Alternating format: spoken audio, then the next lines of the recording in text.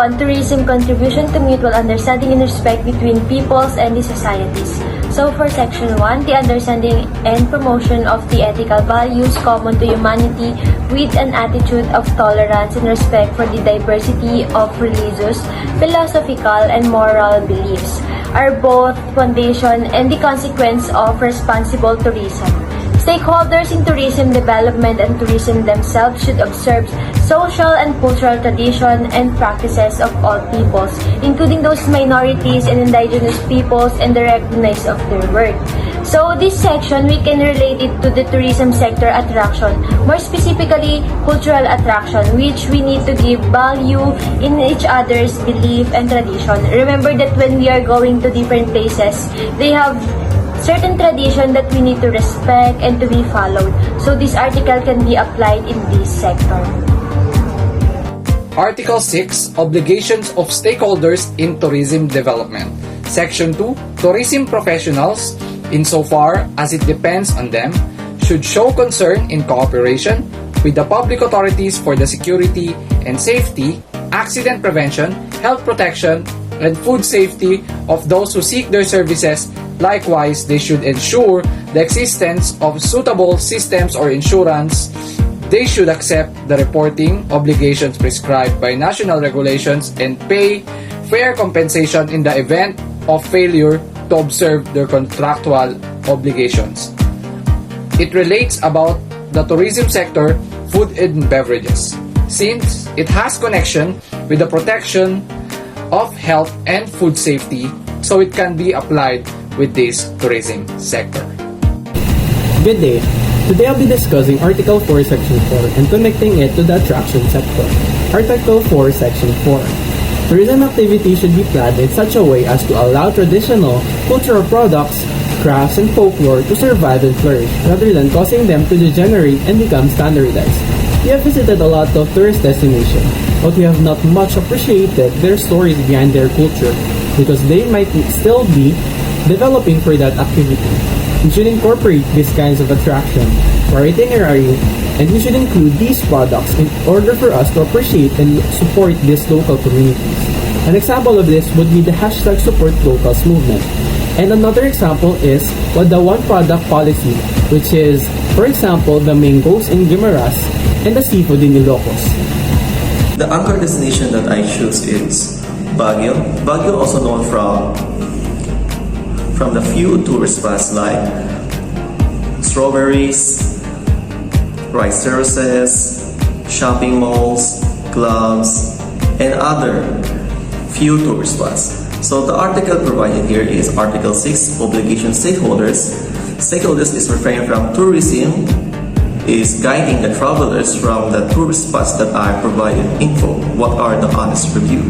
The program provided here is ecotourism. Ecotourism is providing a sustainable development and clean the environmental and preserving the nature and the attraction that are maintained, like rice terraces, strawberries, and other few other sites from Baguio.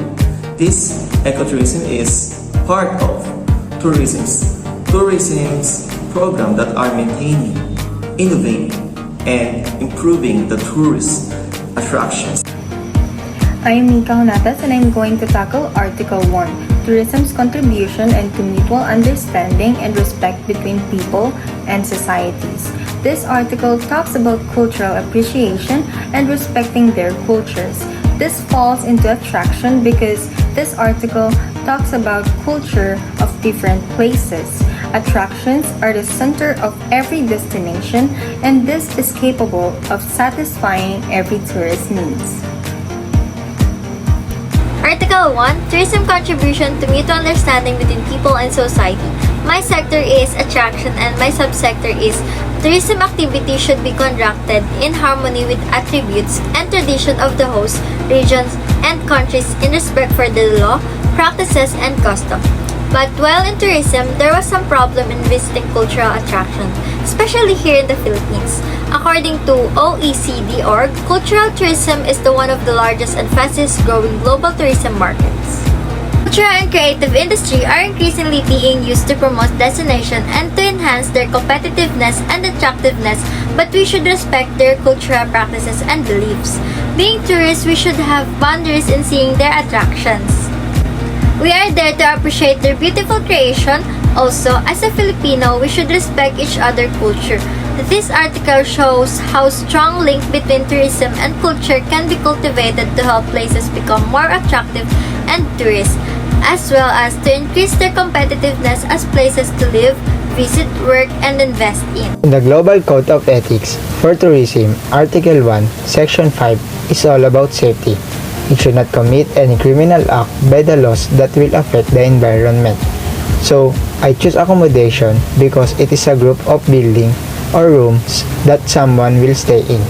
So, it must be safe and secure, especially for tourists since they trust the place they choose. In connection to the second most preferred destination in the country, Cebu City, it is essential to consider this article since most foreign and local visitors choose this city. Therefore, it should not commit any damage and must follow the national regulations. Good day everyone, my name is Ariana Melia and today I'm going to tackle the Article 2, Tourism as a Vehicle for Individual and Collective Fulfillment, Section 1. And now I'm going to relate it as a tourism service because it is explained in the article that the most of the tourists travel for relaxation, resting, natures, and other tourism services which provides in the example like the hotels, attractions, food, transportation, amenities, and many more services that meets the fulfillment of the customers. Another example is when you are going to book in a tourism agency.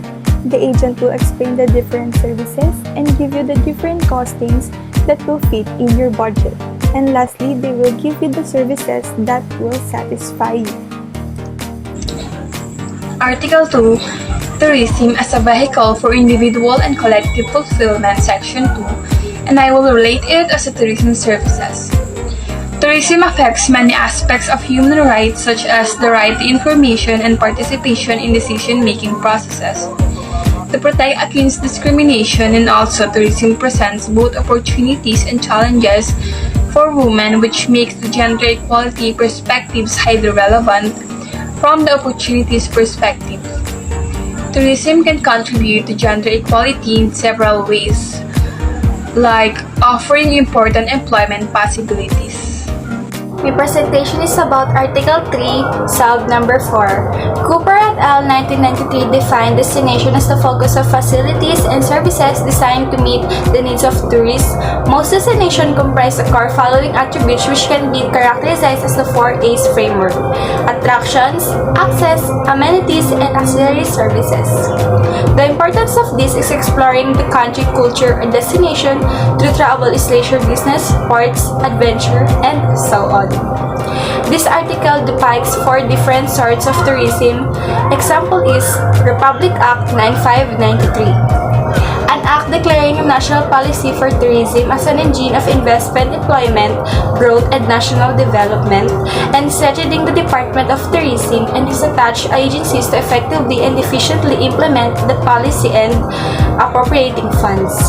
And the number 1 sector of this is department, refers to the department. Of the following terms as used in this act are defined as follows. Declare number 189 as a main secretary refers to Secretary of Tourism. Duty Free Philippines refers to the government agency created pursuant to Executive number 46. Duty Free Philippines Corporation refers to the corporate created group out of DFA pursuant Philippine Conventions and Visitors Corporation. Good day. Today I am discussing Article number 4, Tourism, a user of the cultural heritage of mankind and contributor to its enhancement. Small businesses are owners, encouraged by seeing growth from local tourism in their area, can bring even more revenue into the area as they expand to stimulate the economy further. More on growing as small businesses. Example of it is hashtag support local business, like sari-sari store in different area of the Philippines. Today I will be discussing Article 3, Section 5, and connecting it to our tourism sector, which is attraction. Article 3, Section 5, Nature Tourism and Ecotourism, is recognized as being particularly conducive to enhancing and enriching the standing of tourism, provided they respect the natural heritage and local population and in keeping with the carrying capacity of the site.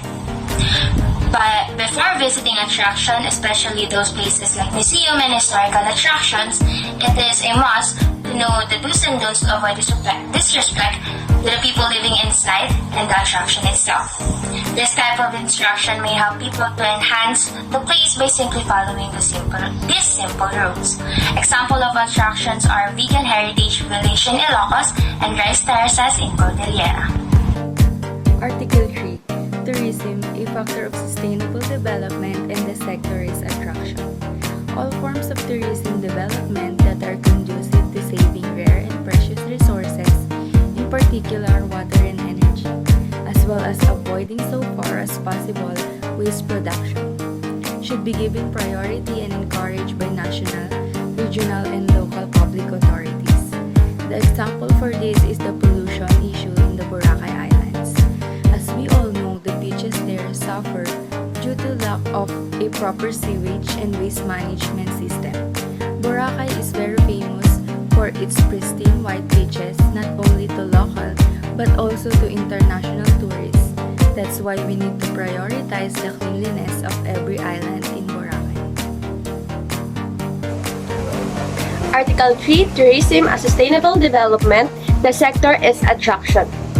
All the stakeholders in tourism development should safeguard the natural environment with a view to achieving sound, continuous, and sustainable economic growth geared to satisfy equitability, the needs and aspiration of present and future generations. But in reality, some places here in the Philippines faces some problems like in the island of Palawan. According to the article Business Mirror, there was a several illegal logging and mining, slashing and burning agriculture and illegal wild trade case happening in the island of Palawan. Palawan is also known as Island of Paradise. It is home to a much less number of species and flora fauna, and home to unique ecosystem. It is a very huge loss in our country if we just let go this beautiful island of Palawan. That's why we must take an action and help this island to go back to its natural beauty.